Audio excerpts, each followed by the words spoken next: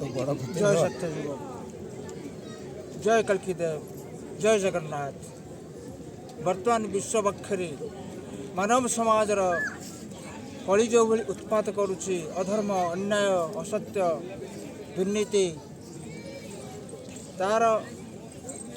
शेष करी साधु सन्थ भल लोक मान परित्राण पाई भगवान जो आमको निर्देश देते विश्व बक्षरे सत्यजुग निर्माण कर धर्मर जो चारिपाद वर्तमान आगे आसी सत्य शांति दया क्षमा जो चारिपाद आज विनाश होती मनीष पाखे सत्य ना शांति ना दया ना क्षमा ना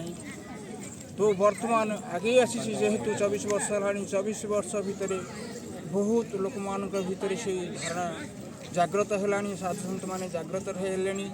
तो सत्यजुगर आगमन हो गला आउ विभिन्न प्रकार उन्नति देश विदेश सबुआड़े आगे आसला वर्तमान आम मान समस्त को आहरी जागृत करने पड़ो तथा सत्यजुगर नाम सत्यजुगर बाणी सत्यजुगर उपदेश सत्यजुगर संविधान एगुड़ा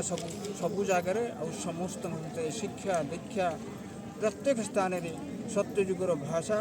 सत्यजुगर उद्देश्य को ज्ञापन करा। जय जगन्नाथ, जय कल्कीदेव, जय सत्यजुग।